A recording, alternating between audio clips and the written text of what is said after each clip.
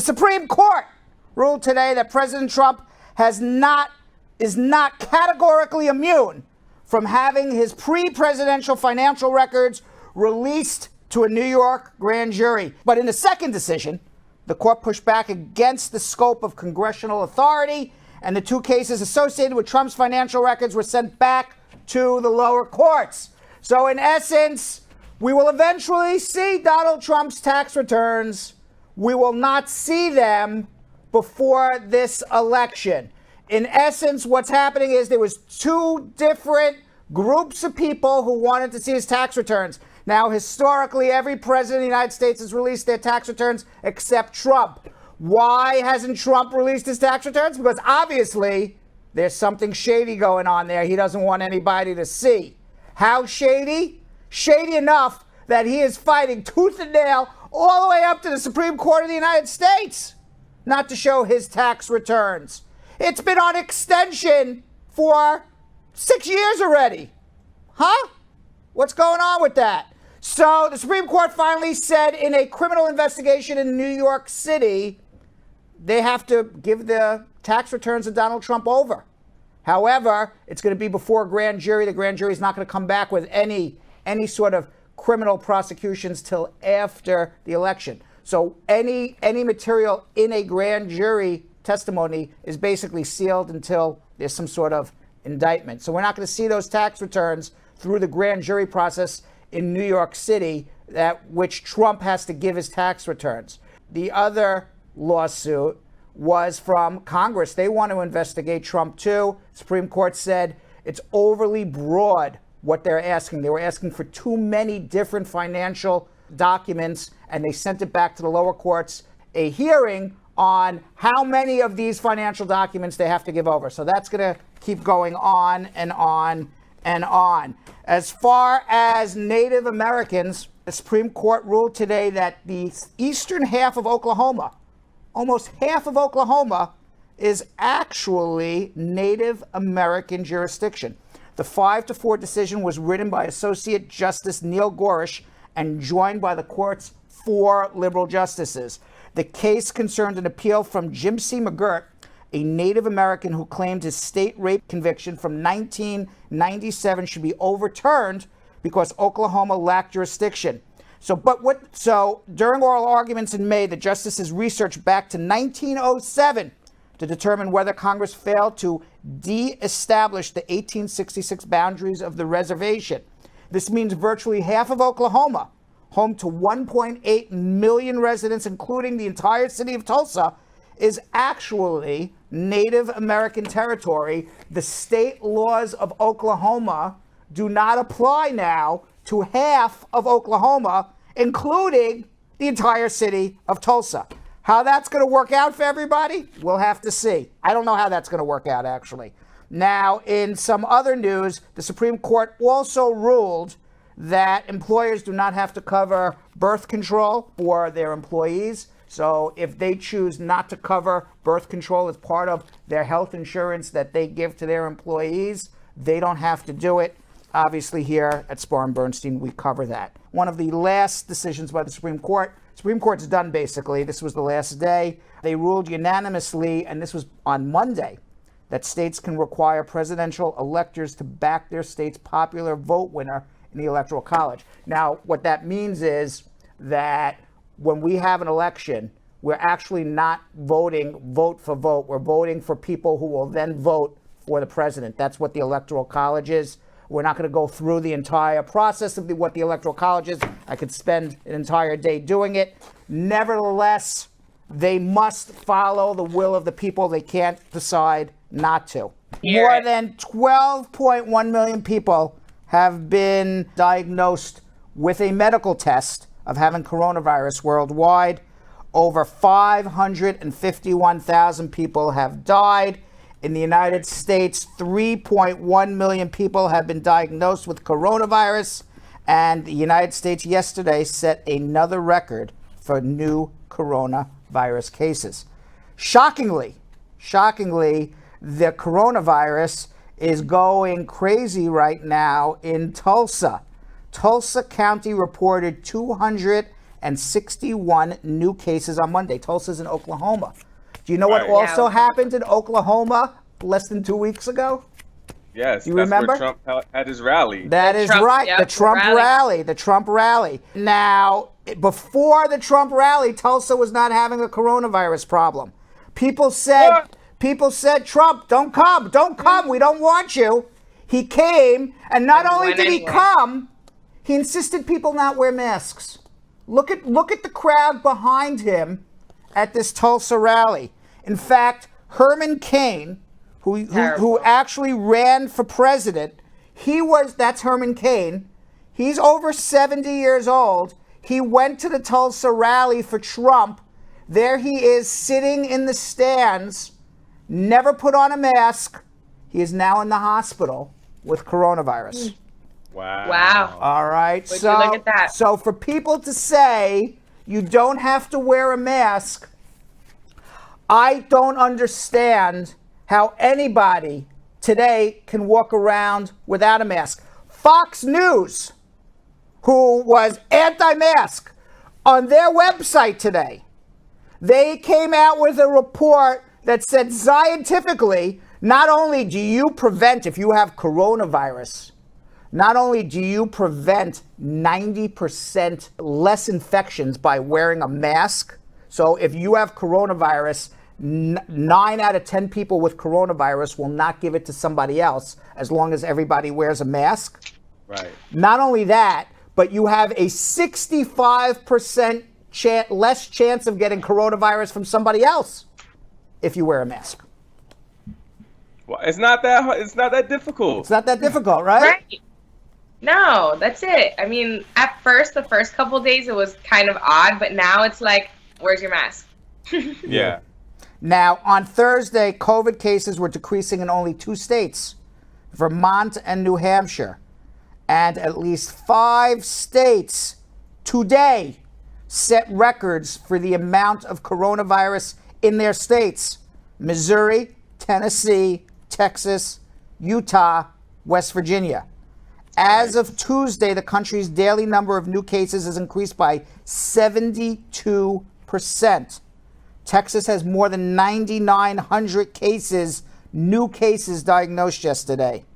Now, according to Dr. Deborah Birx, who is coordinating the Trump administration's coronavirus response, the state's rate of positive tests was hovering around 20% at the beginning of July. So 1 out of every 5 people now in Texas who are getting a test for coronavirus, they got it.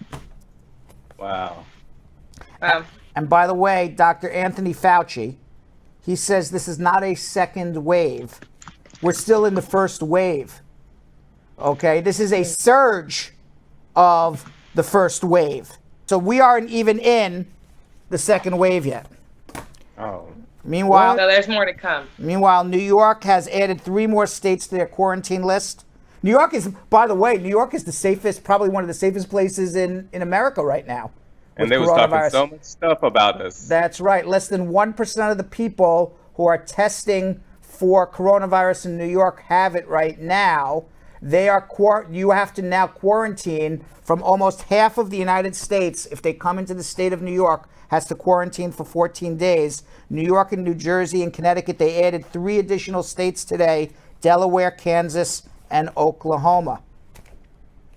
And meanwhile, couldn't happen to a nicer guy, Jair Bolsonaro, the president of Brazil, who would not make a quarantine in Brazil, made quarantine the 2nd largest outbreak of coronavirus in the world.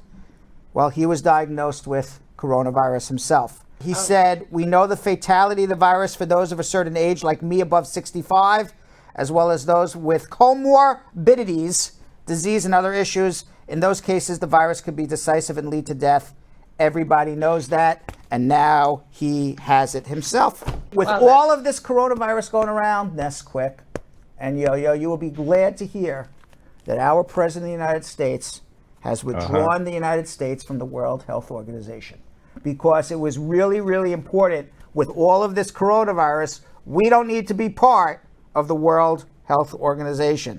Now, medical associations, advocacy organizations, international allies, and lawmakers from both sides of the aisle have all advised Trump not to withdraw, but he did it anyway. He feels that China controls the World Health Organization.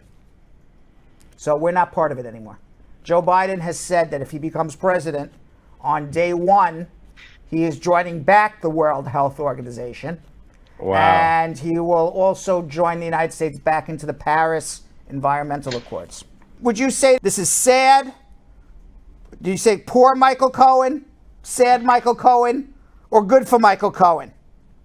Did you see what he did? Yes, he got released from jail because of coronavirus after serving 10 months. He had to do 3 years in jail, Michael Cohen. This is Donald Trump's lawyer. And he's supposed to be on house arrest, living in his posh Park Avenue apartment.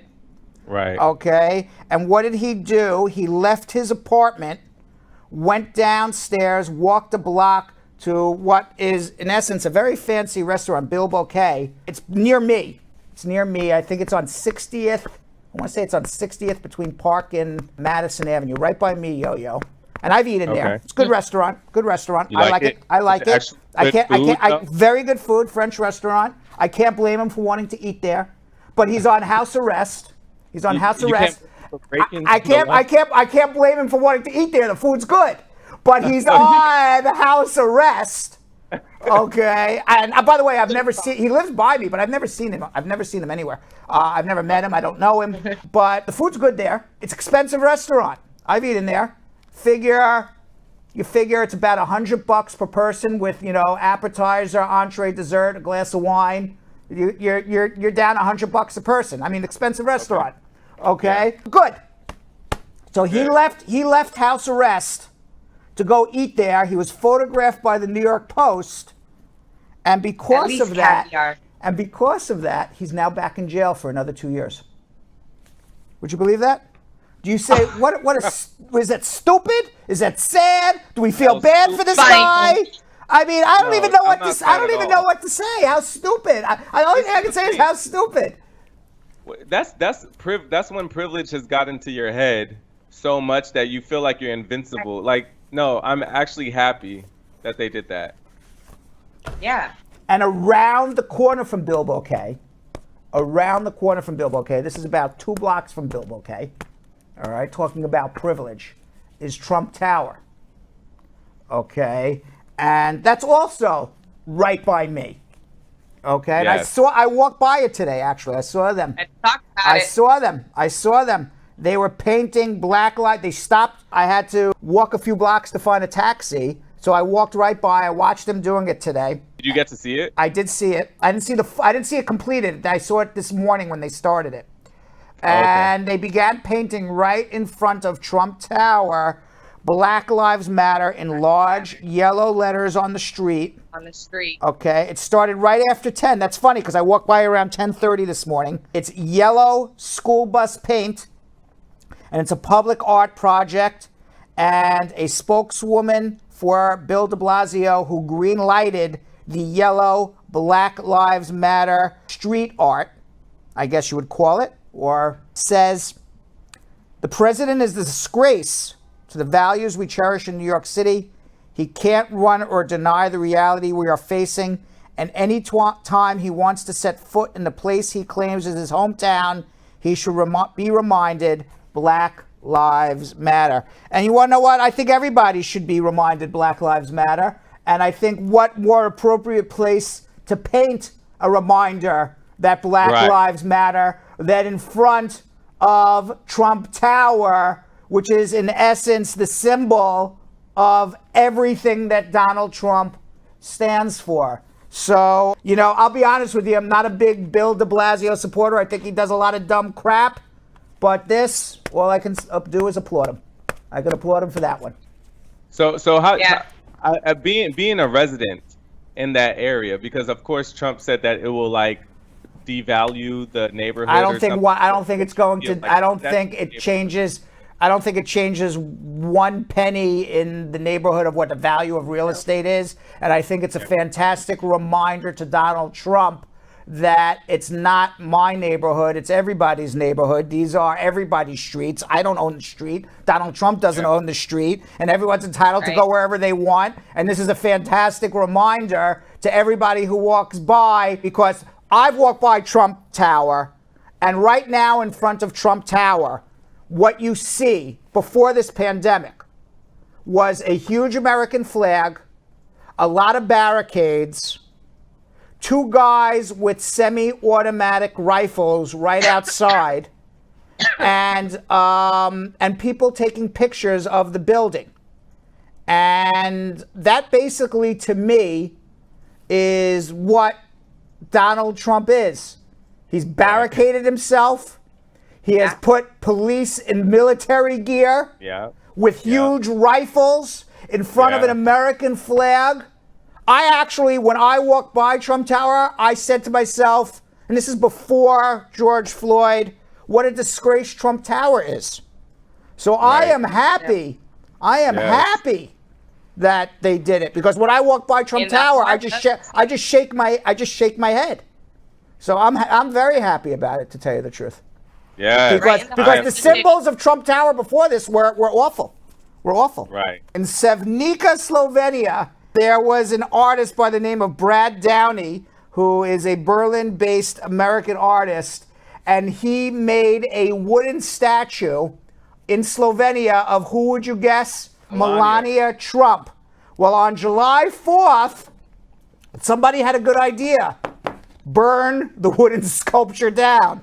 So, yeah, that's exactly what happened. Police are now looking for the person who burned the statue of Melania Trump in Sevnica, Slovenia. The artist, Brad Downey, says, I want to know why they did it. You want to know why they did it? Let's take a look at the news for the last 3.5 years, and then I'll tell you why they did it. I don't think we need a lot of... Mr. Daddy just needs to read the news once in his lifetime, and he'll know exactly why it was done. Why would they make it out of wood to begin with? Now, this is why he made the statue. He said he had hoped the statue would foster a dialogue about the political situation in the United States, highlighting Melania Trump's status as an immigrant married to a president sworn to reduce immigration. Well, I think this makes a better statement. Personally, burn it down. I think it does. I think it does. What do you guys think? It's pretty wacky that somebody would make a wooden statue of Melania Trump. What kind of statue is it for them to burn it? Was it a wood statue? Wood statue. Oh. Yeah, but that's what I'm saying. That why would they build it from wood to begin with? I don't know. I don't know. It's wacky. You're just waiting for it to be burned down. Now, I like this. Now in Taiwan, people, by the way, people can't get out of Taiwan. You know, it's an island. There's nowhere to go. They're basically barred, because of coronavirus. But they're dying to get in an airplane, just like we did from traveling around the world. So after being stuck at home for months because of the coronavirus outbreak, some very travel-hungry people in Taiwan have headed out to the airport and boarded a plane to nowhere. With most overseas flights banned since March, Taipei's Songshan Airport has taken the opportunity to launch a special tour where groups of people will get to enjoy all the highlights of air travel and then land back at the same exact airport. What? You have to be absolutely bored out of your mind to say, you know what? Let's go through security and let's put my bags through security. Let's get patted down. Let's take my sneakers off. Let's go eat some crappy food in an airport. Let's get treated terrible by the airlines. Let's get in some cramped seats. Let's take a ride up in the sky and land exactly where you started. That's the most ridiculous thing I've ever heard in my entire life. They're just going to go around the block. They're going to go around the block. Yes. Now, apparently more than 7,000 people in Taiwan have already done this. They now have to have a lottery. There are more people who want to do this than there are getting on the plane to nowhere. That's crazy. There's more people. There's more. They are bored. They are bored. The selfie. That's wild.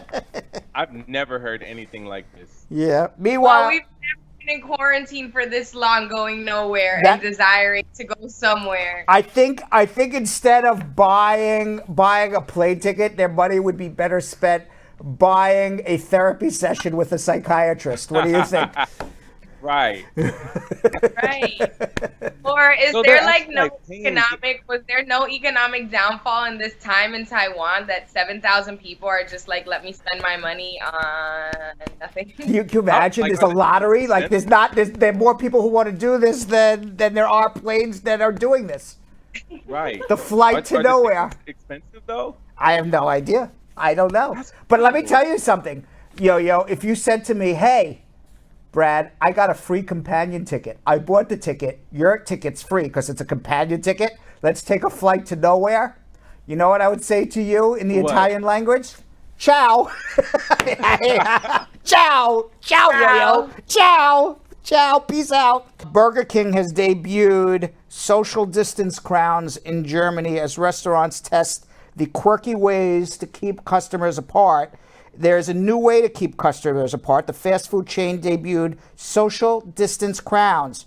A Burger King representative told Business Insider the do-it-yourself social distance crown was a fun and playful way to remind our guests to practice social distancing while they are enjoying food in the restaurants. Oh, that's a good one. Yeah, what do you think? Let's see what it looks like. What does the social distance crown look like? Do we have a picture of it? I like it. It's huge. See. Oh my God, It looks like a big sombrero.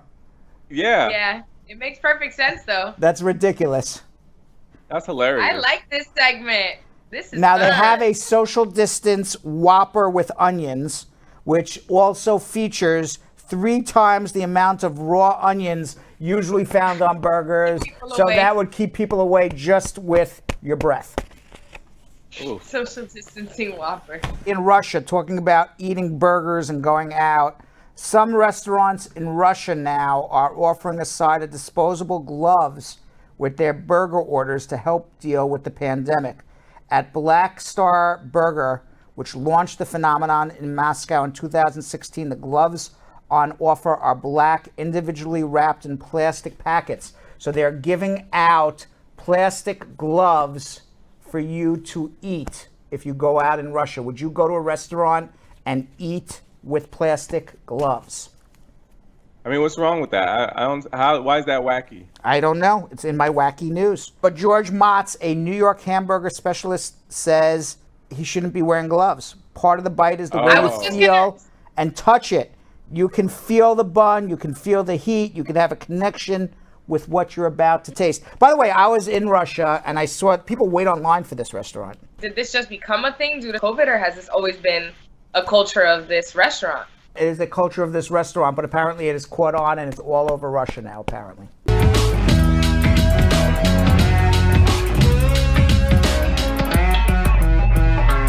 Thanks for watching. For more Brad Show Live, like and subscribe to our YouTube channel.